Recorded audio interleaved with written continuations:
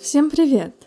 Вы на канале Spooky Cookie, и сегодня мы с вами поговорим о Яшме, новом персонаже игры Honkai Star Rail. Попробуем взглянуть на нее с разных сторон и разобраться, что за личность представили нам Hoyoverse в миссии освоения «Прощай, Пинокония». Устраивайтесь поудобнее. Мы начинаем!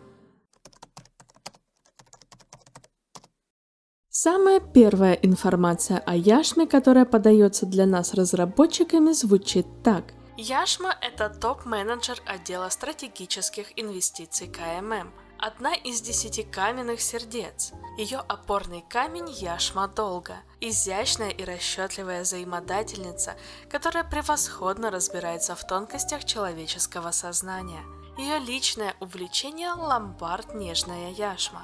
Она готова терпеливо ждать, чтобы получить нечто наиболее ценное и способна извлечь выгоду из, казалось бы, самых мелких клиентов. Очень интересно, но не находите ли диссонанса? Неужели Яшма, которую показали нам в игре, настолько меркантильна и расчетлива? Давайте вспомним миссию освоения «Прощай, Пинокония». Hoyoverse показали нам 3 ипостаси Яшмы путем общения с 3 разными персонажами – Топаз, Оти Люцерна и Светлячок. Первым делом мы видим разговор с Топаз. Перед общением с Оти Люцерной Топаз ведет напряженный разговор по делу произошедшего на Ярила-6. И тут впервые перед нами появляется Яшма. Первая фраза, которую она произносит, это поддержка. Яшма поддерживает Топаз в том, какой выбор она сделала ранее. Какой утомительный разговор.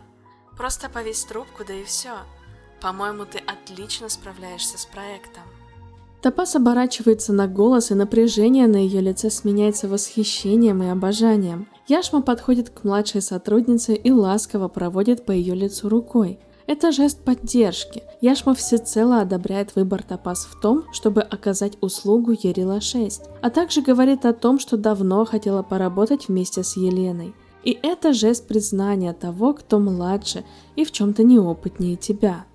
В целом, Яшма в своей первой сцене предстает перед нами очень чутким персонажем. Да, мы чувствуем от нее статус и власть. Кто-то может назвать это вайбом маме, но тем не менее она с заботой и поддержкой относится к своим коллегам.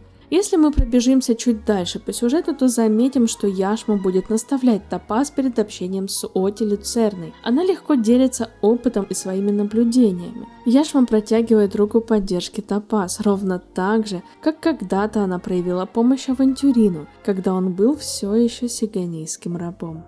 Безусловно, приводя в КММ талантливых людей и помогая их взращивать, Яшма обеспечивает жизнь корпорации. Но все же способен ли истинно хитрый и меркантильный человек на такие ласковые жесты? Делитесь своими мыслями в комментариях. Первый диалог с Оти Люцерной проходит достаточно скомканно для корпорации межзвездного мира. Яшма и Топаз выдвигают свои условия, а Оти очень ловко манипулирует положением и перетягивает одеяло на себя, но при этом выкладывает все свои планы, тем самым подставляя себя, потому что Яшма теперь находится в выигрышном положении. Зная планы Оти и не раскрыв свои карты, Яшма становится заведомым победителем в этой игре. После небольших раздумий она возвращается к переговорам уже 1 на 1, и тут раскрывается ее вторая, расчетливая, хитрая и крайне опасная сторона. Оти замечает, что тон голоса и манера речи Яшмы изменились, на что она отвечает ему, что при Топаз она заботилась о том, чтобы показывать хороший пример молодому поколению, но теперь у нее развязаны руки, и она способна проявить излишнюю прямолинейность. Яшма действует напрямую. Ее стиль сначала обезоружить оппонента сокрушающей правдой, которую она достала через связи, и уже после протянуть руку сотрудничества. Яшма из тех персонажей, что обладает несколькими козырями в рукаве, но никогда не продемонстрирует их при первой возможности. Не зря она по ходу сюжета несколько раз повторяет одну и ту же фразу: «Мой главный навык – умение ждать». И только уличив подходящий момент, она выбивает у Оти почву из-под ног. Люцерна собирается вывести Пиноконию на рынок, объявляя об открытом размещении ценных бумаг, но Яшма предупреждает, если он поступит так, то большинство рекламных и новостных каналов, которые находятся под крылом корпорации, в тот же момент распространят порочащую информацию. Контракт семьи на защиту Пиноконии истек. С этого момента любые происшествия могут привести к необратимым изменениям нейронных связей и смерти головного мозга. Это, безусловно, жестокий жест, хватающий за горло и прижимающий к стене. Но это решение Яшмы вовсе не игра ва-банк, как это было в истории Авантюрина, когда он ставил на кон свою жизнь. Шаги Яшмы к получению желаемого обдуманы и осознаны, как ни у кого из представителей КММ. Третья сторона Яшмы – это ломбард «Нежная Яшма». В этой части квеста персонаж получает особенную глубину личности. На корабле начали ходить слухи, что существует некий ломбард, исполняющий все желания. И Светлячок, получив надежду, направляется к Яшме, чтобы получить возможность избавиться от синдрома потери энтропии.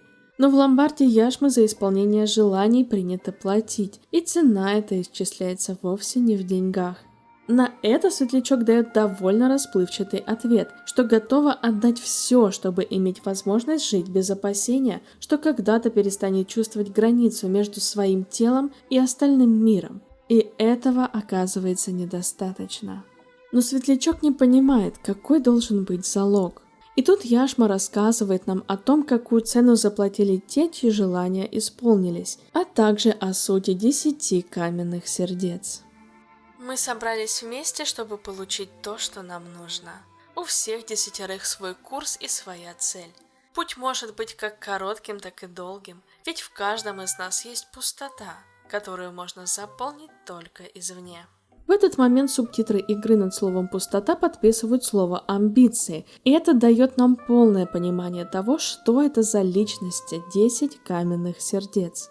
Пустота и амбиции – это не что иное, как чувство фрустрации, и каждый из 10 каменных сердец является в каком-то смысле сломленным человеком. У каждого из них в жизни были сильные устремления, амбиции. У кого-то, как у Авантюрина, цель, возложенная свыше. Но на место этих амбиций пришла пустота из-за невозможности их реализовать. Непрерывно желая достичь цели, эти люди сталкивались с внешним противодействием, настолько сильным, что поневоле ощутили свою слабость перед судьбой.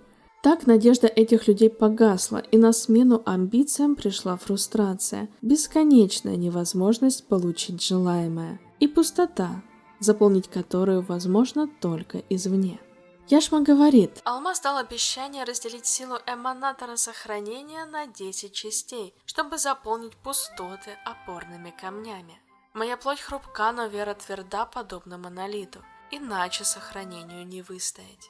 Пустота и отсутствие веры заполнились опорными камнями, несущими в себе веру алмаза, эманатора сохранения. Отчасти поэтому они и называются опорными, поскольку служат внутренней опорой и стержнем для каждого из членов 10 каменных сердец. И именно это Яшма называет настоящим залогом. Оставить свои амбиции и стремления, ради которых ты жил. Буквально оставить свой смысл жизни и отдать всего себя за веру и идеалы другого, того, кто дал тебе способность выстоять в этом мире. Так Пепеша Дел, никогда не живший в нищете, отдал все свое богатство, чтобы завоевать сердце девушки, и неизвестно, сможет ли он избежать жизни в нищете в будущем. Стейси получила невиданную удачу, но отдала взамен все близкие связи. Ей больше не с кем будет разделить свои выигрыши. Уокер отдал собственную систему жизнеобеспечения за раскрытие расследования всей его жизни. Впоследствии он даже не вспомнит, какую жертву принес. Это параллель к феномену джиннов, исполняющих любые желания. Отсылка к тому, что у каждой мечты есть своя цена и свои последствия. Порой мы даже не замечаем, как дорого могут стоить наши желания, и что не всегда они так уж необходимы нам в своем первозданном виде. Порой цена наших желаний превышает радость от их исполнения, и, видимо, сама Яшма когда-то хорошо усвоила этот жизненный урок. И в конце квеста нам показали разговор Воскресения и Яшмы, в котором она сообщает Воскресению, что теперь он свободен, так как Зарянка тоже загадала свое желание в ломбарде. По моему мнению, Зарянка в обмен на свободу брата отдала свой голос Гармонии, ведь мы так и не услышали ее песню на фестивале.